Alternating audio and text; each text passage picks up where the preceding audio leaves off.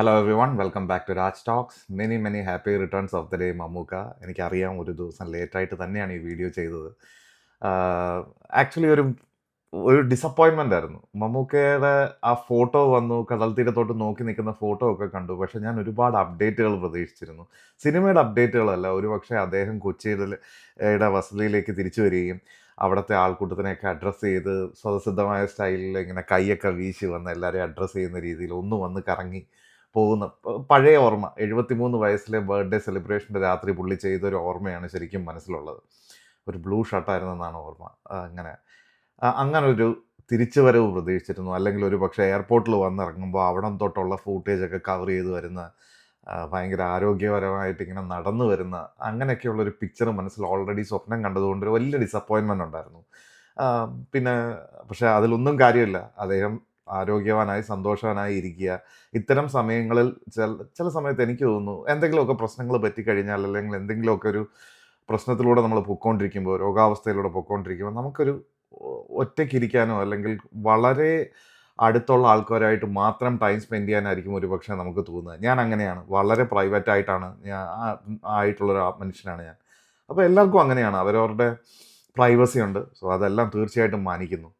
പക്ഷേ എങ്കിലും ഇങ്ങനെ എന്താ പറയുക, കുട്ടിക്കാലം മുതലേ കൊണ്ട് നടന്ന ഒരു ഹീറോയുടെ ഒരു ഇങ്ങനൊരു അവസ്ഥയിൽ അദ്ദേഹത്തിനെ ലൈവായിട്ട് കാണണം. പിറന്നാൾ ദിവസം, 74ാമത്തെ പിറന്നാൾ ദിവസം അദ്ദേഹത്തിനെ അങ്ങനെ കാണണം എന്നൊരു വലിയ ആഗ്രഹം ഉണ്ടായിരുന്നു. അതൊരു വലിയ ഡിസപ്പോയിൻമെൻ്റ് ആയിരുന്നു. പിന്നെ ഒരുപാട് വെയിറ്റ് ചെയ്തു. ഒരുപാട് പുതിയ അപ്ഡേറ്റുകൾ വരുമോ അങ്ങനെയൊക്കെയുള്ള കാര്യങ്ങൾക്ക് വേണ്ടി ഒരുപാട് വെയിറ്റ് ചെയ്തു. അപ്പോൾ അങ്ങനെയൊക്കെ ഉണ്ടായിരുന്നു. ഈ വീഡിയോ അങ്ങനെ എന്താ പറയുക, ജസ്റ്റ് ഒരു കാഷ്വൽ ടോക്കായിട്ട് കണ്ടാൽ മതി. എനിക്കങ്ങനെ ഒരു പ്രത്യേകിച്ച് എന്തോ ഈ വർഷങ്ങൾക്കപ്പുറം തിരിഞ്ഞ് യൂട്യൂബ് ചാനലിൽ എൻ്റെ വീഡിയോകളുടെ ലിസ്റ്റിലേക്ക് നോക്കുമ്പോൾ ഒരു പക്ഷേ വളരെ സ്പെഷ്യലായിട്ടുള്ളൊരു വീഡിയോ, അല്ലെങ്കിൽ ആ മൊമെൻറ്റിൽ ഞാൻ എങ്ങനെ ഫീൽ ചെയ്തു എന്നറിയാൻ വേണ്ടി റെക്കോർഡ് ചെയ്യുന്നൊരു വീഡിയോ ആണ്. ഇതിനങ്ങനെ വേറെ പ്രത്യേകതകളൊന്നും തന്നെ ഇല്ല.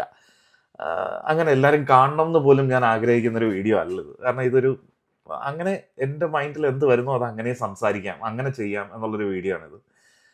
എൻ്റെ ചെറുപ്പത്തിൽ എനിക്ക് ബേസിക്കലി മമ്മൂക്കയുടെ സിനിമകളിൽ എനിക്ക് പെട്ടെന്ന് ഓർമ്മ വരുന്നത്, അത് ദൂരദർശനിലാണോ കണ്ടത്, അതോ നേമം തേജസിലാണോ കണ്ടത്, അവിടുത്തെ തിയേറ്റർ. തേജസ് എന്ന് പറയുന്നത് ഒരു നൊസ്റ്റാൾജിയുടെ ഭാഗമാണ്. അതായത് അവിടുത്തെ ഒരു ലോക്കൽ തിയേറ്റർ ആയിരുന്നു. അതായത് ബി ഗ്രേഡ് തിയേറ്ററോ അങ്ങനെയൊക്കെ പറയില്ലേ ആ ടൈമിൽ.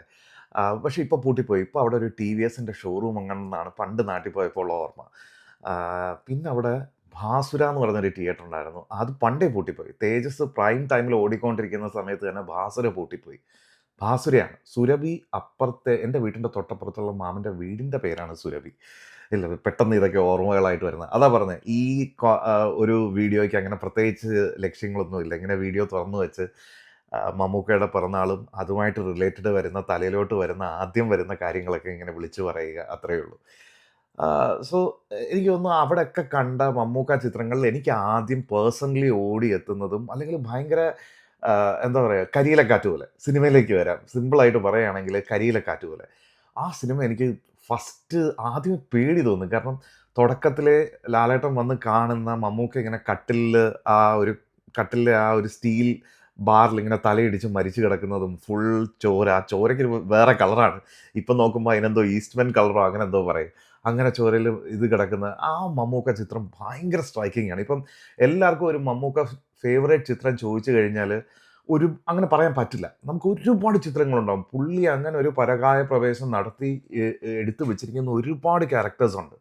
പക്ഷേ എൻ്റെ മനസ്സിൽ എനിക്കെപ്പോഴും ഈ ചിത്രത്തിന് എന്താ പ്രത്യേകത, മമ്മൂക്ക ഭയങ്കരമായിട്ട് അഭിനയിച്ച ഒരു ചിത്രമാണോ അങ്ങനെയൊന്നും ഞാൻ പറയുന്നില്ല. പക്ഷേ പുള്ളിയുടെ ഒരു നടനിലേക്കുള്ള കരിയർ ഗ്രാഫിൽ ഒരു പക്ഷേ ഈ ഒരു പടം ഒരു വലിയ ചവിട്ടുപടിയാണ്. പുള്ളി അതിനകത്ത് ഒരു വേരിയസ് ഇമോഷൻസ് ചെയ്തിട്ടുണ്ട്. ഒരു ആംഗ്രി യങ് മാൻ ആയിട്ടുള്ള പുള്ളിയുടെ അത്രയും ദേഷ്യവും കാര്യങ്ങളും, പ്രേമപരവശനായിട്ടുള്ളൊരു ഒരു രീതിയും, അച്ഛനായിട്ട് ട്രാൻസ്ഫോർമേഷൻ, ആ സമയത്തുള്ള ആക്ടിങ് എനിക്ക് ഭയങ്കര ഇഷ്ടമാണ്.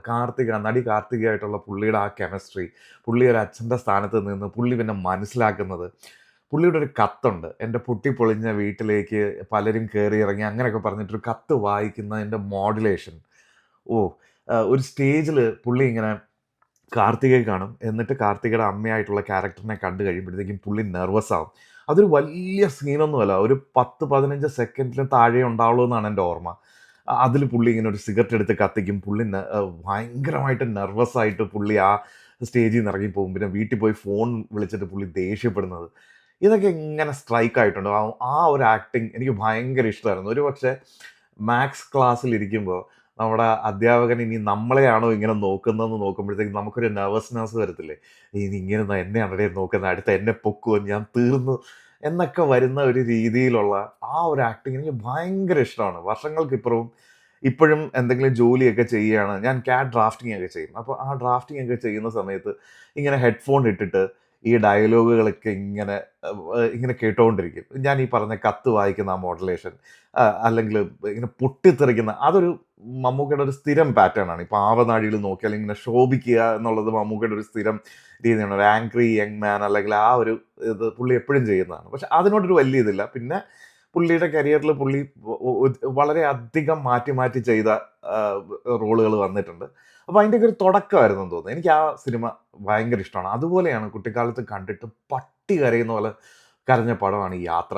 എന്താണെന്നറിയില്ല, ആ ഒരു ചെറിയ പ്രായത്തിലും പ്രണയം എന്നൊക്കെ ഉള്ളത് മനസ്സിലാക്കുന്നതിന് വളരെ മുമ്പ് തന്നെ ഇപ്പോൾ യാത്ര യാത്ര സിനിമയിൽ പുള്ളിയുടെ കയ്യിൽ ഒരു കത്ത് കിട്ടും. അതായത് ശോഭന ഇനി വരണ്ട എന്നൊക്കെ പറഞ്ഞ് ഒരു ജയിലിൽ നിന്ന് റിലീസാവുന്ന ആളുടെ കയ്യിൽ ഒരു കത്ത് കൊടുത്തയച്ചിട്ട് തിരിച്ച് റിപ്ലൈ വരും. അതായത് ഇനി നീ എന്നെ കാണണ്ട, നീ വേറെ ജീവിതം ജീവിക്കണം, വേറെ ഭാര്യയും മക്കളുമായിട്ട് ഭർത്താവും കുട്ടികളുമായിട്ടൊക്കെ ജീവിക്കണം എന്നൊക്കെ പറഞ്ഞിട്ട് പുള്ളിക്കൊരു കത്ത് കിട്ടും. തിരിച്ചൊരു കത്ത് ശോഭനയെന്ന് വരും. Sorry it's taking too long, ഇങ്ങനെ ബീറ്റിംഗ് അറൗണ്ട് ദ ബുഷ് ആണെന്ന് അറിയാം. പക്ഷെ എന്താ പറയുക, അപ്പോൾ ഈ കത്ത് കിട്ടിയിട്ട് പുള്ളി അതിങ്ങനെ കീറും. അത് തുറന്ന് വായിക്കാനുള്ള ശക്തിയില്ല. അതൊക്കെ ഭയങ്കര ഫീലാണ് അതിന് മൈൻഡിൽ. അതിൻ്റെ ക്ലൈമാക്സിലോട്ട് അടുക്കുമ്പം അവിടൊക്കെ ശരിക്കും പുള്ളിയുടെ കരിയറിലെ ബെസ്റ്റ് പെർഫോമൻസ് ആണെന്നൊന്നും ഞാൻ ഒരിക്കലും വാഴ്ത്തുന്നില്ല അതിനെയൊക്കെ. അതിലൊക്കെ ഒരു നല്ല നടനിലേക്കുള്ള പുള്ളിയുടെ ഒരു ട്രാൻസ്ഫോർമേഷൻ അങ്ങനെ വരുന്നുണ്ട്. അതാണ് പുള്ളി. എനിക്ക് പുള്ളിയെ ഒരു ഇൻസ്പിറേഷനായിട്ട് ഞാൻ എടുക്കുന്നതും അതാണ്. പുള്ളിയുടെ ആദ്യ കാലങ്ങളിലെ പടങ്ങൾ ഇപ്പോൾ ഒരുപാട് പേര് പുള്ളിയെ ഇൻസൾട്ട് ചെയ്യാൻ വേണ്ടിയിട്ട് പുള്ളിയുടെ ഒരുപാട് ട്രോൾ മെറ്റീരിയൽ ആയിട്ടുള്ള സിനിമകൾ, പഴയ ഓവർ ആക്ടിങ് സിനിമകളൊക്കെ കൊണ്ടുവരുന്നുണ്ട്. അതിനൊക്കെ ഇപ്പോഴും യൂട്യൂബിൽ അത് അവൈലബിൾ ആണ്. മുന്നേറ്റം എന്ന് പറഞ്ഞ ഒരു പടം നിങ്ങൾ കണ്ടാൽ മതി. എനിക്ക് ഉറപ്പാണ് അത് യൂട്യൂബിൽ ഉണ്ടാവും അത്. അതൊക്കെ എടുത്തു കഴിഞ്ഞാൽ ഇതിനേക്കാൾ നിങ്ങൾ ഉണ്ടാക്കുന്നതിനേക്കാൾ മികച്ച ട്രോളുകൾ ഉണ്ടാക്കാൻ പറ്റും. കാരണം പുള്ളി അത്ര ഓവർ ആക്ടിങ് ആണ് അതിനകത്ത്. ആ ഓവർ ആക്ടിങ്ങിൽ നിന്ന് അഭിനയം എന്താണെന്നുള്ളൊരു ബേസിക് സെൻസ് പോലും ഇല്ലാത്തൊരു മനുഷ്യൻ over A period of time പുള്ളിയുടെ തന്നെ വാക്കുകൾ കടമെടുക്കുകയാണെങ്കിൽ തേച്ച് തേച്ച് തേച്ച് മിനുക്കി പുള്ളി ചെയ്ത ക്യാരക്ടേഴ്സ് ഒന്നിനോടൊന്നും സാദൃശ്യമില്ലാതെ അത് ഉൽപ്രേക്ഷയായിടും. അങ്ങനെ കണ്ട വേറൊരു കവിതയിലൊരു സംഭവം ഉണ്ടല്ലോ, അതെന്തോ ആയിക്കോട്ടെ. പക്ഷെ അങ്ങനെ ഇല്ലാതെ ഒരു എന്താ പറയുക, മലയാളത്തിൽ എത്ര പേർക്ക് അങ്ങനെ ചെയ്യാൻ പറ്റും? പുള്ളി ഇത്ര കാലം നിന്നിട്ട് ഈ 74ാമത്തെ വയസ്സിലും കൊടുമൺ പോറ്റിയൊക്കെ പുള്ളി ചെയ്തു വെച്ചിരിക്കുന്ന ഒരു ടെക്സ്റ്റ് ബുക്കാണ് ശരിക്കും. അതുപോലൊക്കെ ഇപ്പോൾ ഒരു റെഫറൻസ്, ഒരു ചാത്തനും ഒരാളുടെ ശരീരത്തിൽ ബാധിച്ചാൽ അതിനൊരു റെഫറൻസ് ആയിട്ട് എടുത്ത് നോക്കാൻ പറ്റിയ ഒരൊറ്റ ഫിലിമേ ഉള്ളൂ.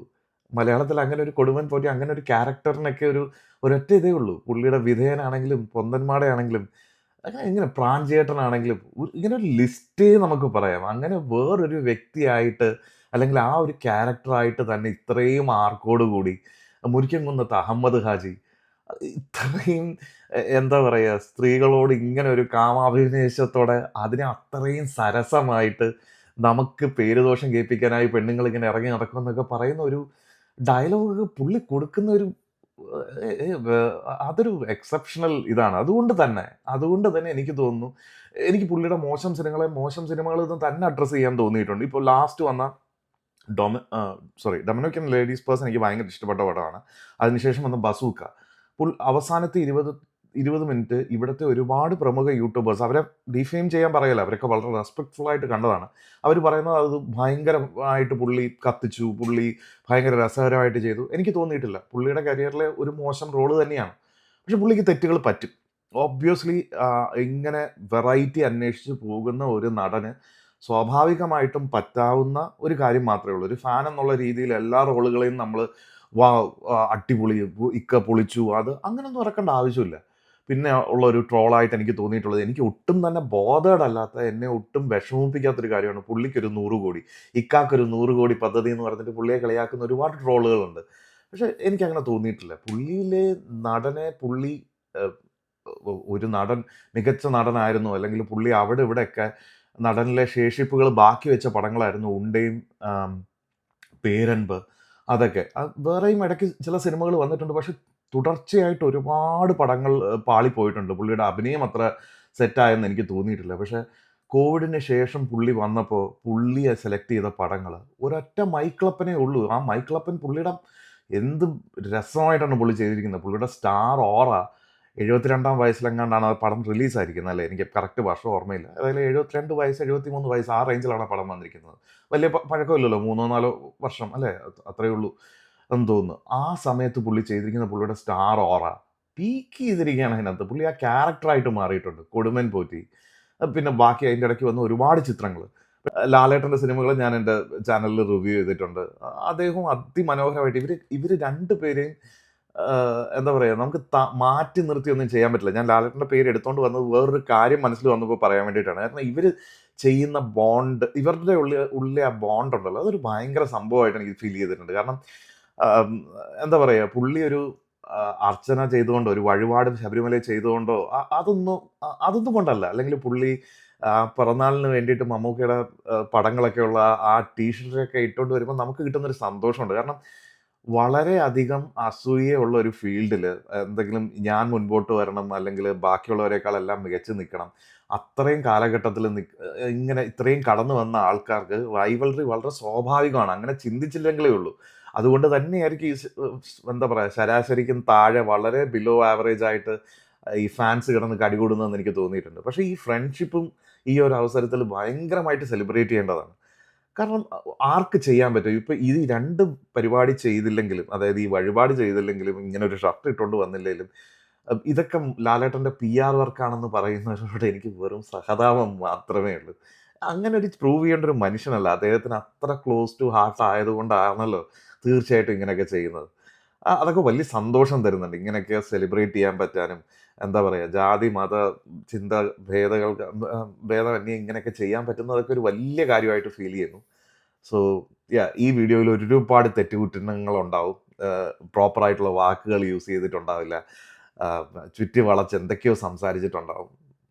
ഞാൻ ജസ്റ്റ് ക്യാമറ ഓൺ ചെയ്ത് എനിക്ക് ഈ ഒരു പിറന്നാളിൻ്റെ സമയത്ത് പറയണമെന്ന് തോന്നിയ ഒരുപാട് കാര്യങ്ങൾ പറഞ്ഞു. കളങ്കാവൽ വളരെ ഇതോടുകൂടി ആഗ്രഹത്തോടു കൂടി അത് ഭയങ്കര ഹിറ്റാവണം. അദ്ദേഹത്തിൻ്റെ 100 കോടിയൊന്നും അടിക്കണ്ട. അദ്ദേഹത്തിൻ്റെ നല്ല റോളുകൾ ഇങ്ങനെ വന്നുകൊണ്ടിരുന്നാൽ മതി. അദ്ദേഹത്തിൻ്റെ കരിയറിൽ എനിക്ക് പേഴ്സണലി ഫീൽ ചെയ്യാമെന്ന് പറഞ്ഞു കഴിഞ്ഞാൽ, താങ്കൾക്ക് പ്രായമായി, ടർബോ പോലുള്ള സിനിമകളോ അങ്ങനത്തെ ആക്ഷൻ സീനുകളോ ഒരുപാട് എഫേർട്ട് ഇട്ടൊക്കെ ചെയ്യാതിരിക്കുക. ബോഡി ഡബിൾ യൂസ് ചെയ്യുന്നിടത്ത് പ്രോപ്പറായിട്ട് ബോഡി ഡബിൾ യൂസ് ചെയ്യുക. അല്ലാതെ തന്നെ നിങ്ങൾക്ക് ഭയങ്കരമായിട്ട് ഞങ്ങളെ എക്സൈറ്റ് ചെയ്യിക്കാൻ പറ്റുന്ന റോളുകൾ ചെയ്യാൻ 100% പറ്റുമെന്നുള്ള നല്ല വിശ്വാസമുണ്ട്. ആരോഗ്യപരമായിട്ടിരിക്കുക. നമുക്ക് എല്ലാവർക്കും അദ്ദേഹം ഒരു എക്സാമ്പിളാണ്. അതായത് നമ്മൾ ഒരുപാട് കഷ്ടപ്പെട്ട് കഴിഞ്ഞാൽ നമുക്ക് കഴിവില്ല, നമുക്ക് പറ്റില്ല എന്നൊക്കെ വിശ്വസിക്കുന്ന കാര്യങ്ങളെ എത്തിപ്പിടിക്കാൻ പറ്റും, അതിൻ്റെ ടോപ്പിൽ നിൽക്കാൻ പറ്റും എന്നുള്ളതിൻ്റെ ഒരു ഉത്തമ ഉദാഹരണം മമ്മൂക്കയാണ്. ഏത് ഫീൽഡിലാണ് നമ്മളെങ്കിലും നമ്മൾ എന്ത് കാര്യങ്ങൾ പാഷനോടെ ചെയ്താൽ അതിന് നമുക്ക് എക്സലൻറ്റ് റിസൾട്ട് ഉണ്ടാക്കാൻ പറ്റും. നമ്മൾ എല്ലാവരുടെ മുമ്പിലും ഒന്നാമനായി എത്താൻ പറ്റും എന്നുള്ളതിൻ്റെ ഒരു ഉത്തമ ഉദാഹരണം തന്നെയാണ് മമ്മൂക്കയുടെ കരിയർ എന്ന് പറയുന്നതെന്ന് എനിക്ക് തോന്നിയിട്ടുണ്ട്. അദ്ദേഹത്തിൻ്റെ വാക്കുകൾ എടുത്തു പറഞ്ഞാൽ ആ അഭിനിവേശം, ആ ആർത്തി ഇനിയും നിലനിൽക്കട്ടെ. അദ്ദേഹത്തിന് ഇനിയും ആരോഗ്യപൂർണ്ണമായിട്ട് ഒരുപാട് നല്ല നല്ല റോളുകൾ ചെയ്ത് ഒരു നല്ലൊരു ലെജൻഡറി കരിയർ ഉണ്ടാക്കാൻ ഇനിയും സാധിക്കട്ടെ. ഇനിയും സാധിക്കും, ഉറപ്പാണ്. പുള്ളിയുടെ ഒരുപാട് ലൈനപ്പുകൾ ഉണ്ടെന്ന് പറയുന്നു. ഇതൊക്കെ റൂമേഴ്സ് ആണോ എന്താണെന്ന് അറിയില്ല.